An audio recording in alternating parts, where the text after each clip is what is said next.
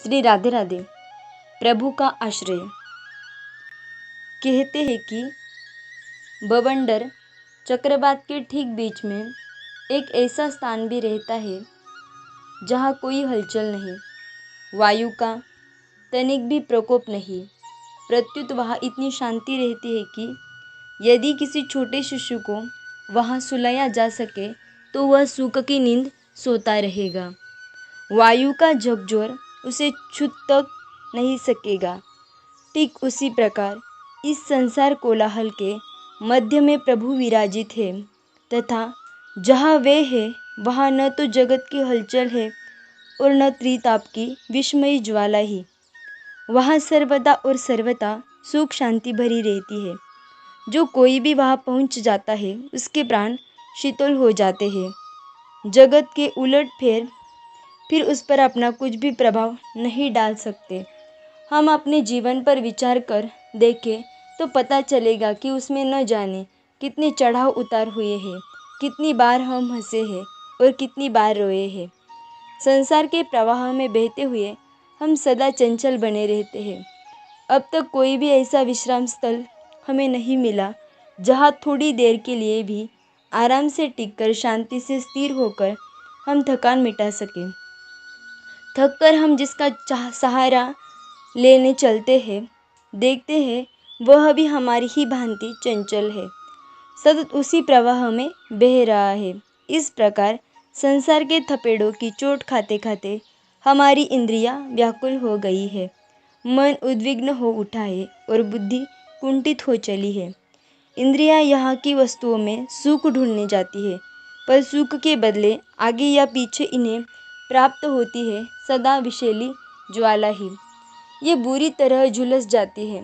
मन अनुकूल ढूंढने जाता है, अमुक परिस्थिति ऐसी बन जाए, अमुक व्यक्ति ऐसा बन जाए, यो सोचता हुआ यहाँ की वस्तुओं में अपने योग्य आश्रय ढूंढने चलता है, पर इसे भी पहले या पीछे मिलती है भयानक प्रतिकूलता ही। आज तक किसी के लिए भी सभी बातें सदा और सर्वथा अनुकूल बन गई हो, यह न कभी हुआ है न होगा। इसीलिए अनुकूलता ढूंढने वाले मन को प्रतिकूलता प्राप्त होती है और उस समय वह हाहाकार कर उठता है। बुद्धि सारा विवेक लगाकर निर्णय देती है कि बस इस काम में लगो, इस बार सफलता अवश्य मिलेगी, इस बार तुम्हारे सारे अभाव की पूर्ति हो जाएगी। किंतु परिणाम यह होता है कि हम असफल हो जाते हैं, अथवा कहीं सफल भी हुए, हमारा कोई सा एक अभाव पूर्ण भी हो गया तो उसके साथ ही नए 220 अभाव खड़े हो जाते हैं। अब इन नए अभाव की पूर्ति कैसे हो, इस विषय में बुद्धि कोई भी निर्णय नहीं कर पाती। इस प्रकार हमारा जीवन ही संसार के बवंडर में यहाँ से वहाँ उड़ता रहता है, सदा अशांत बना रहता है। किंतु यदि हम बवंडर से खिसकर इसी के केंद्र में विराजित प्रभु से जा लगे, उनकी छत्र छाया में हम विश्राम पा जाए, तो फिर हमारी दशा सर्वथा दूसरी ही हो जाए। उस समय यहाँ की हलचल चाहे कितनी ही भयानक, कितनी ही प्रबल क्यों न हो, हम उससे कभी विचलित नहीं हो सकते। हम देखते हैं एक राष्ट्र दूसरे का विरोधी है, एक जाति दूसरी को पद दलित करने जाती है, एक समाज अपने साथ साथ चलने वाले दूसरे समाज को कोसता है और एक व्यक्ति दूसरे को नीचा दिखाने की भरपूर चेष्टा करता है।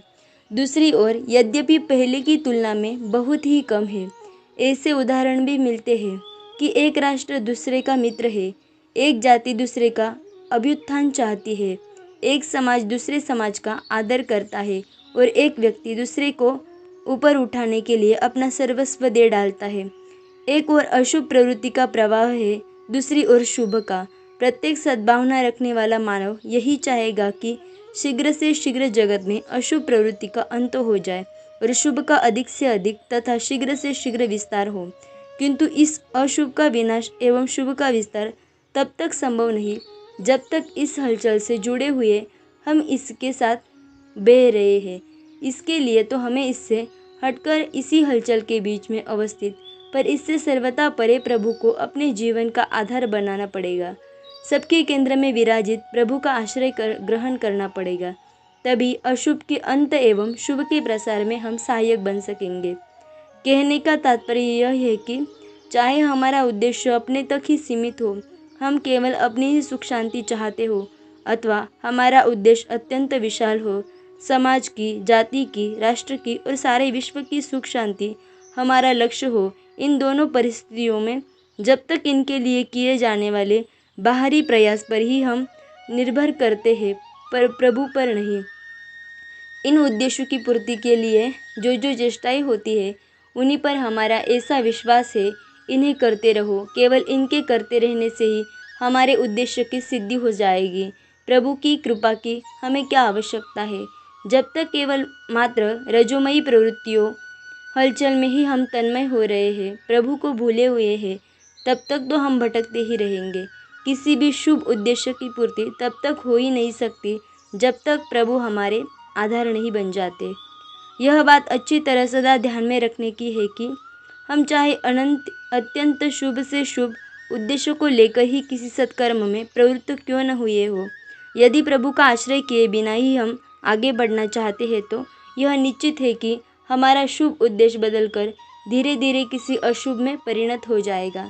साथ ही उस सत्कर्म में भी अनेक त्रुटियां आ घुसेंगी और वह सत्कर्म भी बदलते बदलते अंत में संभवतः पापकर्म बन जाएगा। ऐसा इसलिए होगा कि समस्त शुभ विचार, समस्त सद्भाव आते हैं, इनके अनंत भंडार प्रभु की ओर से।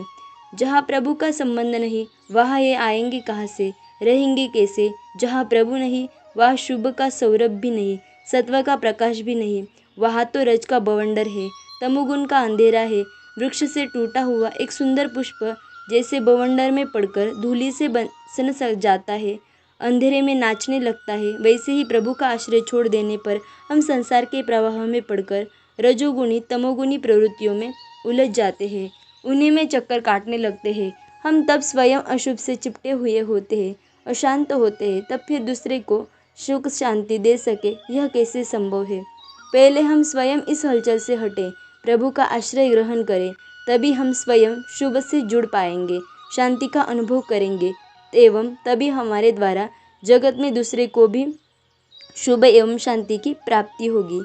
प्रभु के आश्रय ग्रहण करने का यह अर्थ नहीं कि हम अकर्मण्य बन जाएं। काम करना तो रजोगुणी तमोगुणी प्रवृत्ति है, यह कहकर अवश्य कर्तव्य कर्मों की अवहेलना करने लगे। प्रभु का आश्रय करने पर तो हमारे लिए अकर्मण्य बनना संभव ही नहीं, फिर तो हमारे जीवन का प्रत्येक क्षण सदा शुभ चेष्टाओं से पूर्ण रहेगा। जिस क्षण हमने वास्तव में आश्रय ग्रहण किया कि बस उसी क्षण से प्रभु की दिव्य अनंत सद्गुणों का विकास हमारे अंदर भी होना आरंभ हो जाएगा। आग में एक लोहे का टुकड़ा गिरा कि बस उसी क्षण से उसमें आग के गुण आने लगेंगे। ठीक वैसे ही प्रभु का आश्रय ग्रहण करते ही प्रभु के गुण भी हमारे अंदर प्रकट होने लगेंगे। दूसरे शब्दों में कहे तो यह कहना चाहिए कि हमारे अंदर हमारे स्थान पर प्रभु की सत्ता व्यक्त होने लगेगी। आज हमारे अंतराल से हमारा अहंकार बोलता है, अहंकार देखता है, सुनता है, स्पर्श करता है, सब कुछ अहंकार करता है, पर फिर हमारे इस अहंकार के प्रभु बोलना आरंभ करेंगे, वे ही देखेंगे, सुनेंगे, स्पर्श करेंगे, सब कुछ वे करने लगेंगे। जहाँ वे ही सब कुछ कर रहे हैं, वह अकर्मण्यता के लिए स्थान कहा। अकर्मण्यता तो तमोगुण का परिणाम है। प्रभु तो तीनों गुणों से अतीत है, किंतु साथ ही अनंत अपराकृत गुणों से भी विभूषित है। सदा सबका सर्वथा मंगल करते रहना उनका स्वभाव है। उनका यह स्वभाव हमारे अंदर अवश्य ही अभिव्यक्त होगा। हमारे द्वारा भी विश्व के समस्त प्राणियों के हित की सतत स्वाभाविक चेष्टा होगी। अतः हम यदि भगवत आश्रय के भ्रम में कहीं अकर्मण्य बनने लगे तो सावधान हो जाना चाहिए। वास्तव में प्रभु का आश्रय हो गया है या आश्रय होने का भ्रम हो रहा है, इसकी कसौटी यह है, पहला, पूर्ण रूप से आश्रय ग्रहण करने के पश्चात प्रभु की सत्ता हमारे हृदय में सदा जागरूक रहेगी। प्रभु है, अवश्य है, सर्वत्र सब में समाये हुए हैं। यह भावना हमें कभी नहीं छोड़ेगी। आकाश में, वायु में, तेज में, जल में, थल में, मनुष्य में, पशु में, पक्षी में, कीट में, भृंग में, स्थावर में, जंगम में, जड़ में, चैतन्य में, कार्य में, कारण में, बड़े में, छोटे में, गुणवान में, गुणहीन में, गोरे में, काले में, सुंदर में, कुरूप में, सर्वत्र एक ही प्रभु नित्य विराजित है। यह विश्वास कभी शिथिल नहीं होगा, बल्कि उत्तरोत्तर दृढ़ होता जाएगा।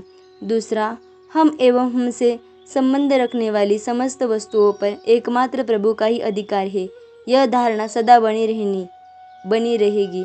तीसरा, जहाँ जिस समय जो कुछ जैसे हो रहा है, वहाँ वह सब कुछ सदा सभी प्रकार से प्रभु के द्वारा हो रहा है और सर्वथा ठीक हो रहा है। कहीं भी तनिक भी भूल या प्रमाद है, मंगल ही मंगल हो रहा है। इस प्रकार प्रभु के प्रत्येक विधान में पूर्ण संतोष की सहज अनुभूति होगी। चौथा, हमारी प्रत्येक चेष्टा प्रभु के लिए होगी एवं अहंकार से शून्य होगी। प्रभु यंत्री बनेंगी, हम यंत्र बन जाएंगे। इस कोलाहल में संसार में हमारी इंद्रियां, शरीर, मन, बुद्धि सभी काम तो करते रहेंगे, पर ये सब के सब प्रभु की मंगलमय इच्छा का अनुसरण करेंगे। इसीलिए हमारी चेष्टा में अनाचार, दुराचार, द्रोह, द्वेष, दंभ, कपट आदि की गंध भी नहीं रहेगी। हमारी प्रत्येक चेष्टा में उत्कृष्ट सदाचार, विशुद्ध सेवा भाव और हित करने का पवित्र उद्देश्य आदि ही भरे होंगे। यदि उपर्युक्त बातें हम में आ रही है, तब तो समझना चाहिए कि प्रभु का आश्रय हुआ है, हो रहा है, अन्यथा हम मार्ग भूल गए हैं, बवंडर में ही अभी तक चक्कर काट रहे हैं। इस स्थिति में हमारा उद्देश्य सफल होने का नहीं, गिरेंगे, उठेंगे, पर फिर गिर जाएंगे, हमारा भटकना बंद नहीं होगा, यह मानना चाहिए। यही बात सत्य बात भी है, किंतु इसका यह अर्थ भी नहीं समझना चाहिए कि हमारे अंदर इतनी बातें पूरी हो तभी हम प्रभु का आश्रय पाने के अधिकारी होंगे। पूर्ण आश्रय ग्रहण करने पर तो ये बातें अवश्य आ जाएंगी, पर इससे पूर्व हम जैसे हैं उसी रूप में आश्रय पाने के अधिकारी तो है ही। एक भिखारी अपने पेट की ज्वाला शांत करने के लिए मुट्ठी भर अन्न पाने की आशा से प्रभु का आश्रय लेता है। कोई वस्त्रहीना स्त्री बच्चों का शरीर ढकने के लिए 5 गज वस्त्र की इच्छा से आश्रय करती है। कोई अपने परिवार के भरण पोषण के लिए निमित्त 10 रुपए की नौकरी दिला देने के लिए, कोई सिर पर आई हुई विपत्ति को टाल देने के लिए एवं कोई फोड़े की पीड़ा से कराहता हुआ पीड़ा हर लेने के लिए प्रभु का आश्रय मांग सकता है। इस प्रकार विविध उद्देश्यों से विविध व्यक्ति विविध अवसरों पर प्रभु के आश्रय की चाह कर सकते हैं। प्रभु अपना आश्रय सभी को देते भी है। उनका द्वार तो सदा सबके लिए समान भाव से खुला रहता है। उनके द्वार पर वे प्रहरी नहीं जो मोटर पर चढ़कर आने वाले के लिए द्वार खोल देते हैं और धूल से सने अस्थि पंजर मात्र हुए भिखारी को आते देखकर गजर उठते हो, ठहर जा, कहा जाता है, अभी मिलने का समय नहीं है, मालिक सो रहे हैं, यहाँ से दूर हट जा। तुझे द्वार पर खड़े देखकर मालिक नाराज हो जाएंगे। विश्वेश्वर प्रभु के द्वार पर वाणी से विष बिखरने वाले ऐसे प्रहरी नहीं, वहाँ किसी को भी कोई रोकने वाला नहीं। वहाँ तो सबके लिए समान भाव से अपरिसीम सुख का भंडार खुला है। वहाँ पक्षपात नहीं है। प्रभु के लिए कौन प्रिय कौन अप्रिय है, कौन अपना है कौन पराया है, वे तो सबके आत्मा है, सबके प्रियतम है। अतः जो भी आश्रय लेने जाता है उसी का चाहे वह कितना भी पतित उपेक्षित क्यों न हो, वे स्वागत ही करते हैं, उसे अपने हृदय से लगा लेते हैं। उनके हृदय से लग जाने पर, उनका आश्रय मिल जाने पर, फिर भले ही चारों ओर संसार की आंधी कितनी ही प्रबल वेग से क्यों न बह रही हो, वह उसे स्पर्श कर नहीं सकेगी। वह तो उस आंधी के अंतराल में ही प्रभु के समीप सुख की अखंड समाधि में विलीन हो जाएगा। फिर उसे विचलित कौन कर सकता है? उसकी सुख समाधि भंग करने की सामर्थ्य किसमें है? क्षण भर के लिए भी, किसी उद्देश्य से भी यदि हम प्रभु का आश्रय ग्रहण कर सके तो हमारा परम सौभाग्य है।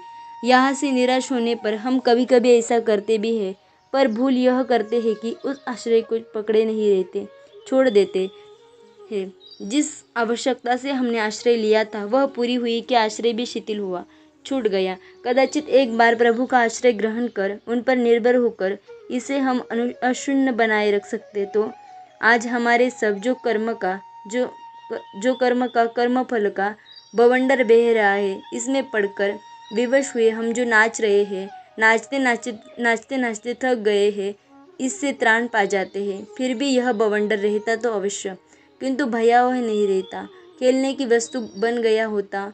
हम प्रभु के हृदय में रहकर इस खेल का आनंद लेते रहते, आनंद की चिर समाधि में अपने आप को खो देते, मानव जीवन सफल हो जाता। श्री राधे राधे।